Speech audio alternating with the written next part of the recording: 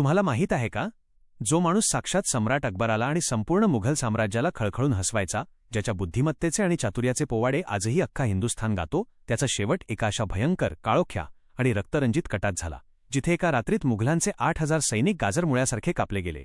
आणि याहून अंगावर काटा आणणारी गोष्ट म्हणजे राजा बिरबलाचा मृतदेह आजतागायत कोणालाही सापडलेला नाही. ही केवळ एक कथा नाही, तर मुघल इतिहासातील एक असा काळाकुट्ट अध्याय आहे जो आजवर तुमच्यापासून लपवला गेला. बिरबलाचा मृत्यू ही कोणतीही साधी घटना नव्हती, तर दरबारी राजकारण आणि मत्सराने अत्यंत थंड डोक्याने रचलेले ते एक भयंकर हत्याकांड होते. चला तर मग जाऊया 1586 सालच्या त्या काळरात्रीत, जिथे मलंदरी खिंड मृत्यूचा सापळा बनून मुघल सैन्याची आणि राजा बिरबलाची वाट पाहत होती. बिरबल हा अकबराच्या नवरत्नांपैकी सर्वात लाडका आणि जवळचा मित्र होता. अकबराच्या दरबारात बिरबलाचा शब्द म्हणजे काळ्या दगडावरची रेघ असायची. पण बिरबलाची हीच जवळीक, हेच यश दरबारातील इतर सरदारांच्या डोळ्यात खुपत होते. मुघल दरबारातील जुने, अनुभवी आणि युद्धात आयुष्य घालवलेले जे सेनापती होते, त्यांना एका गोष्टीचा प्रचंड राग होता की ज्या माणसाने आयुष्यात कधी हातात तलवार धरली नाही, ज्याने कधी युद्धाचे मैदान पाहिले नाही, तो केवळ आपल्या कविता आणि बुद्धीच्या जोरावर दरबारात एवढा वरचा दर्जा कसा काय मिळवू शकतो. बिरबलाचा जन्म एका गरीब ब्राह्मण कुटुंबात झाला होता. त्याचे मूळ नाव महेश दास.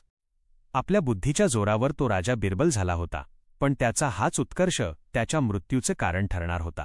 सरदारांनी ठरवले होते की बिरबलाला अशा चक्रव्यूहात अडकवायचे जिथून तो जिवंत परत येणे शक्यच नाही, आणि त्यांना लवकरच ती संधी मिळाली.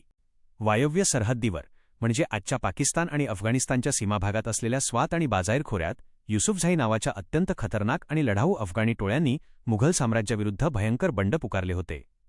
या टोळ्यांचं वैशिष्ट्य म्हणजे ते समोरासमोर कधीच लढत नसत. ते अत्यंत उंच आणि दुर्गम अशा डोंगराळ भागात राहायचे. गनिमी काव्याने लढण्यात आणि लपून वार करण्यात ते वाकबगार होते. त्यांचे बंड मोडून काढण्यासाठी अकबराने आपला अत्यंत विश्वासू सेनापती जैन खान कोका याला आधीच पाठवले होते, पण जैन खानला तिथे भयंकर अडचणींचा सामना करावा लागत होता. अशावेळी दरबारातील बिरबलाच्या शत्रूंनी एक भयंकर डाव खेळला. त्यांनी अकबराचे कान भरायला सुरुवात केली आणि सुचवले की युसुफझाईंचे बंड मोडण्यासाठी तिथे कुणीतरी अत्यंत चतुर माणूस पाठवायला हवा, आणि राजा बिरबलासारखा दुसरा योग्य माणूस कोण असू शकेल. अकबर आपल्या मित्राच्या प्रेमात इतका आंधळा झाला होता की त्याने या सल्ल्यामागील विष ओळखलेच नाही. ज्या माणसाच्या हातात लेखणी आणि ओठांवर विनोद होते, त्याला अकबराने भयंकर आणि क्रूर अशा अफगाणी टोळ्यांशी लढायला मुख्य सेनापती बनवून पाठवले. हा बिरबलाला दिलेला थेट मृत्यूचा परवाना होता.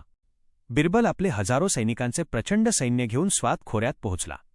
पण जसजसे सैन्य पुढे सरकत होते तसतशी परिस्थिती भयंकर होत चालली होती. आग्रा आणि दिल्लीच्या सपाट मैदानांवर युद्ध करायची सवय असलेल्या मुघल सैन्याला तिथला तो बर्फाळ प्रदेश, आकाशाला भिडणारे उंच कडे आणि त्यांच्यामधून जाणारे अत्यंत निमुळते आणि अरुंद रस्ते पाहूनच घाम फुटला होता. तिथे पोहोचताच मुख्य सेनापती जैन खान कोका आणि बिरबल यांच्यात रणनीतीवरून भयंकर वाद उफाळून आला. जैन खान हा एक मुरब्बी सेनापती होता. त्याला त्या प्रदेशाचा आणि तिथल्या शत्रूचा अंदाज आला होता. तो म्हणाला की आपण घाई करून चालणार नाही, आपण एका जागी छावणी टाकूया, शत्रूला बाहेर येऊ देऊया आणि मग त्यांच्यावर वार करूया, कारण हे डोंगर त्यांचे आहेत, आपले नाहीत. पण दरबारातील राजकारणामुळे आधीच बिरबलावर स्वतःला सिद्ध करण्याचे प्रचंड दडपण होते. त्याला वाटत होते की जैन खान जाणून बुजून आपल्याला अडकवतोय. बिरबलाला अकबराचा आदेश लवकर पूर्ण करून आग्र्याला परतायचे होते. त्याने जैन खानचा लष्करी सल्ला धुडकावून लावला आणि एक असा निर्णय घेतला ज्याने इतिहासाचे पान रक्ताने माखले जाणार होते. 16 फेब्रुवारी 1586 संध्याकाळची वेळ होती. सूर्य मावळतीला आला होता आणि हवा प्रचंड थंड झाली होती. मुघल सैन्याला मलंदरी आणि कराकर खिंड ओलांडून पुढे जायचे होते. जैन खानने पुन्हा एकदा कडक इशारा दिला की रात्रीच्या वेळी या अनोळखी आणि धोकादायक खिंडीतून सैन्य पुढे नेणे म्हणजे स्वतःच्या पायावर कुऱ्हाड मारून घेणे आहे. आपण सकाळ होण्याची वाट पाहू. पण मृत्यूने जणू बिरबलाच्या डोळ्यांवर पट्टी बांधली होती. त्याने सैन्य पुढे नेण्याचा आदेश दिला. मुघल सैन्याचे घोडे, हत्ती आणि हजारो सैनिक त्या अरुंद खिंडीत शिरले. दोन्ही बाजूंना उंच काळ्याकुट्ट टेकड्या होत्या, ज्यांच्या शिखरांवर काय आहे हे खालून दिसणे अजिबात शक्य नव्हते. रस्ता इतका अरुंद होता की 5-10 सैनिकांनाच एकत्र चालता येत होते. सैन्य बरोबर खिंडीच्या मध्यभागी पोहोचले आणि पूर्णपणे अंधार झाला. आणि अचानक त्या शांत गोठवून टाकणाऱ्या रात्रीत डोंगराच्या शिखरांवरून काळजाचा थरकाप उडवणाऱ्या युद्धाच्या गर्जना आणि शिट्ट्या घुमू लागल्या. युसुफझाई टोळ्यांचे सैनिक मुघलांची खिंडीत येण्याचीच वाट पाहत होते. त्यांनी मुघल सैन्याला बरोबर चक्रव्यूहात अ, ड, क व ल, ए मात्रा इसे कोणताही इशारा न देता अंधारात लपून बसलेल्या अफगाणी टोळ्यांनी शिखरांवरून प्रचंड मोठे खडक, मोठे धोंडे आणि झाडांचे ओंडके खाली ढकलण्यास सुरुवात केली. हा दगडांचा पाऊस एवढा भयंकर होता की मुघल सैनिकांना काय होत आहे हे समजायलाही वेळ मिळाला नाही. वरून कोसळणारे ते प्रचंड खडक सैनिकांची डोकी फोडून त्यांना चिरडून खाली जात होते. त्यापाठोपाठ चारही बाजूंनी आगीच्या बाणांचा भयंकर वर्षाव सुरू झाला. अंधारात नेमके शत्रू कुठे आहेत हेच सैनिकांना दिसत नव्हते. मुघल सैन्यात एकच हाहाकार आणि किंकाळ्यांचा आवाज घुमू लागला. आपली शस्त्रे बाहेर काढण्याचीही संधी त्यांना मिळाली नाही. खिंडीत पळून जायला, लपायला एक इंचभरही जागा नव्हती. मुघल सैन्यातील प्रचंड हत्ती आणि घोडे या अचानक झालेल्या हल्ल्याने आणि आगीच्या बाणांनी पूर्णपणे बिथरले. ते दिशाहीन होऊन चहूबाजूंना धावू लागले आणि या प्रयत्नात त्यांनी स्वतःच्याच सैनिकांना पायाखाली तुडवायला सुरुवात केली.